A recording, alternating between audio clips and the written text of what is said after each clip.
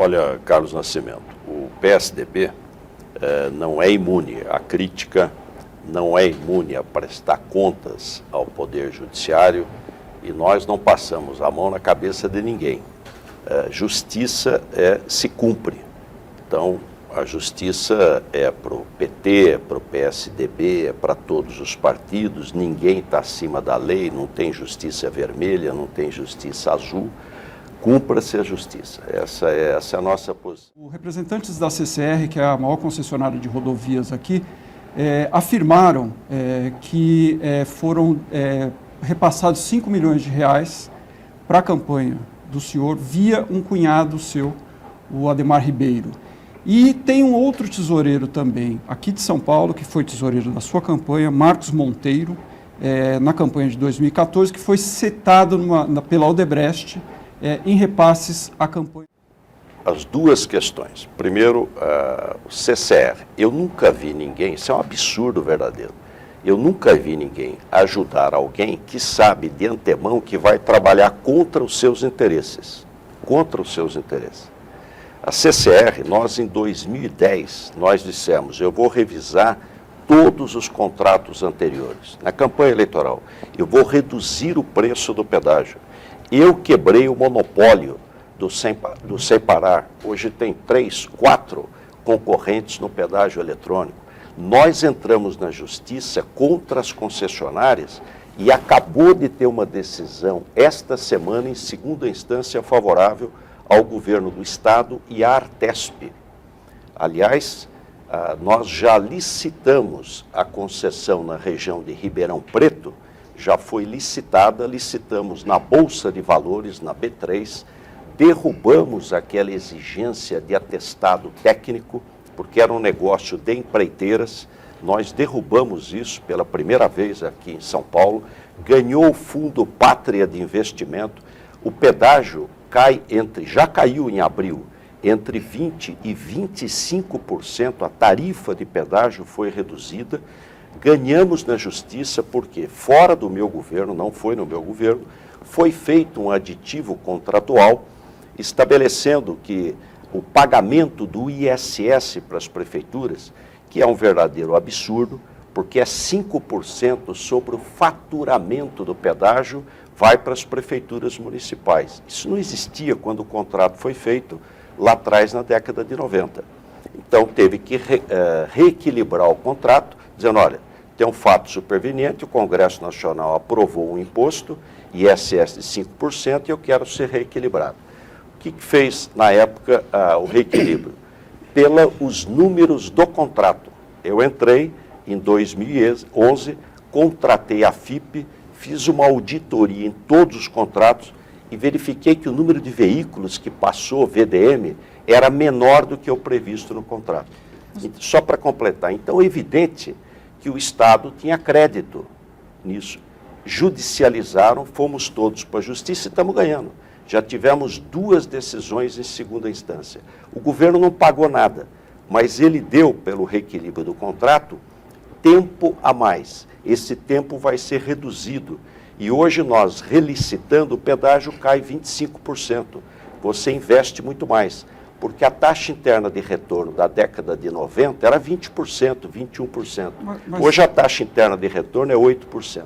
As minhas campanhas, Fernando Casiano, foram feitas rigorosamente dentro da lei, sem nenhuma ostentação, todas as minhas campanhas, e essa foi a orientação para todo o partido.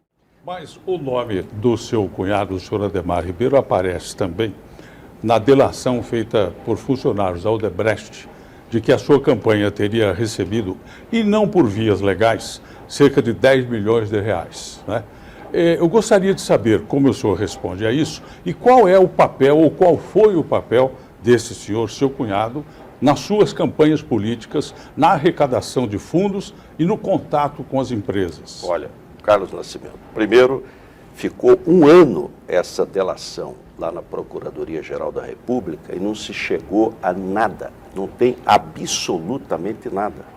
Tanto é que ela foi encaminhada aqui para São Paulo. Estava sob sigilo, né, governador? Não estava sob sigilo. Está todo dia na imprensa, como é que está sob sigilo?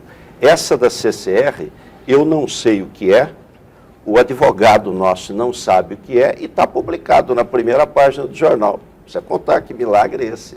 Eu não sei o que é, então, sobre o advogado envio, não sabe o que é e está na imprensa. Só para dar o contexto aqui. Então, houve a delação estava sendo investigada no STJ, o senhor deixou o governo, perdeu o foro privilegiado, o STJ encaminhou a investigação aqui para São Paulo, encaminhou para a Justiça Eleitoral.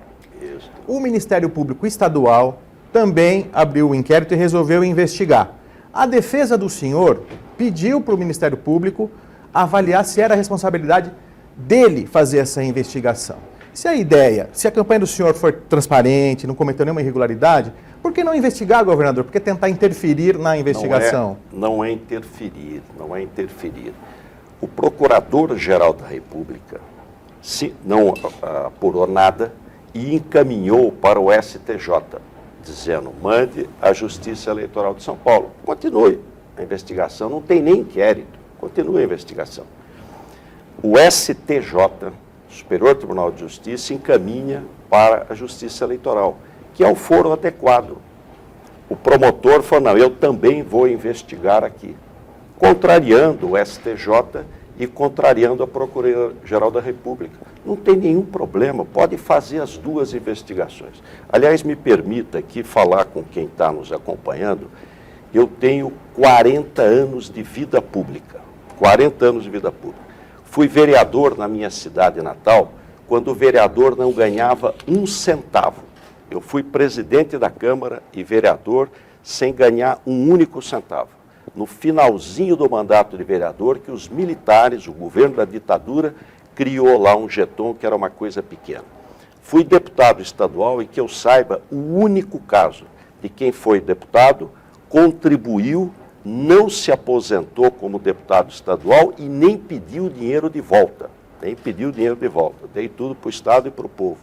Fui deputado federal duas vezes, contribuí para a Previdência, poderia ter uma Previdência complementar há 18 anos, há 15 anos, nunca requeri, ficou tudo para o governo federal e para o povo brasileiro. Me aposentei pelo INSS, depois de 42 anos de contribuição. Comecei a trabalhar com 21 anos, dando aula em cursinho no Madureza, para ajudar a pagar a faculdade de medicina, que meu pai era funcionário público, com R$5.000 de aposentadoria. Moro no mesmo apartamento. Então eu me sinto indignado, porque há uma tendência agora no Brasil de defenestrar a política, dizer que é todo mundo igual. Não, não é. Quem enricar na política é ladrão, L-A-D-R-A-O. Agora, é preciso diferenciar as coisas. Qual era a função do cunhado do senhor nas campanhas? Simpatizante do PSDB. Ele é casado com uma banqueira. O sogro dele era banqueiro, dono de financeira, simpatizante do partido, nada mais do que isso. Aliás, nem tem nenhuma relação com o governo.